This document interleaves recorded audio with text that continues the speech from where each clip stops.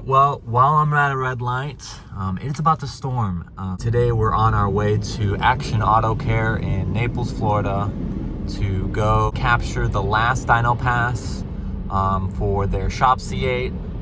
We'll go over the details when we get there. Right now, we're just trying to get there. Lots of traffic, storm's coming, but we'll talk more once we get there.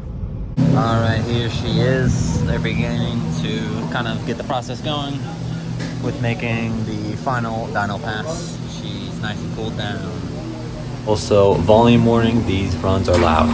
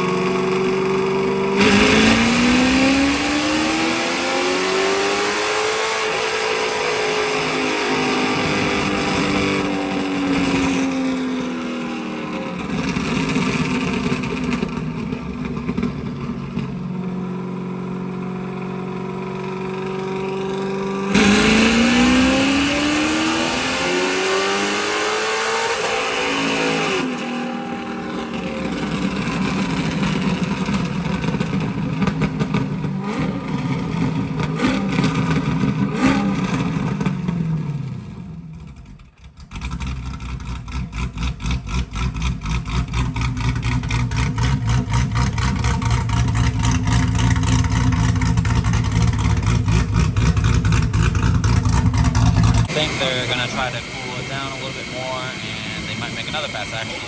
Well, there goes the Florida rain.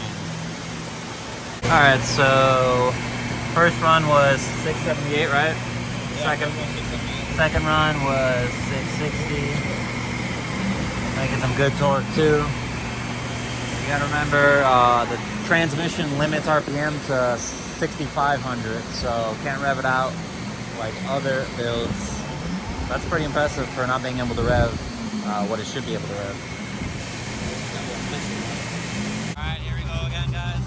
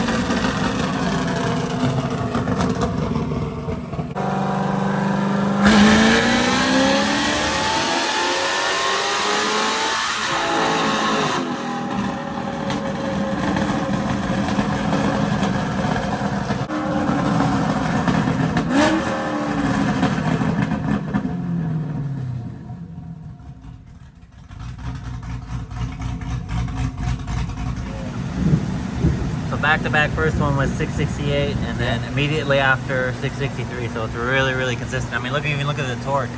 Yeah, the torque is very consistent. Really cool. Wow. We're inside the C8 now, and we're gonna go over quickly what's done to it. So fill us in. The car has AC, I promise. It's just, it has AC. It was turned off for a little bit. Yeah. Nothing. So this new setup has got a late model engines 427.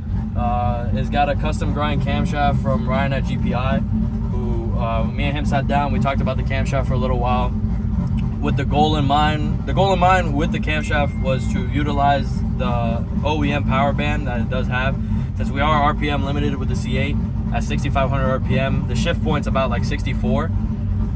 We wanted to have something that the power came on quick and hard, you know what I'm saying? Since we don't have that available RPM, where we're making 678 horsepower at 6,100 RPM, where other people are making that kind of power, but at 7,500 RPM, you know what I'm saying? So the camshaft's really aggressive. The drivability, we're still working on it. It's getting better every tune. The cylinder head wise, it's got CID heads, but they're ported by GPI as well.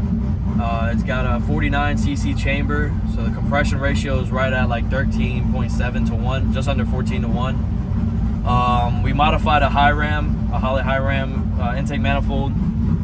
This looks pretty wild. I call it the Fidel ram, Cuban ram, AT-AT, whatever you want to call it. It's got a custom intake box that me and Carlos did with a bell mouth in it. American Racing 1 7/8 inch headers, which are about to they're listed up for sale. If somebody wants them, I'll give them a deal with install. We're gonna go into some 2 1/4 inch headers that we're gonna make. Gutted stock cats. Carlos made a center exit exhaust. Car's on full E85 from racetrack down the street. It's not on any spicy fuel or anything, and Bass obviously just saw me pump gas. For the haters. 112 millimeter throttle body. The high ram is ported by Prey. It's got his standard port on the runners. None of the inlet of the runners aren't touched, but the runners themselves are smoothed out. Transmission side of things, we got Ray Besto's clutch pack with the steels and everything, so that's also working. And then we're using that in conjunction with our Zinnering clutch pressure control module for additional clamping force. Obviously the gangster tillet that I'm going to steal from Carlos and put in my car. That's about it. Other than that, the car's a street car. It's got AC. It's got AC. Yeah, it's working really well. Low and cold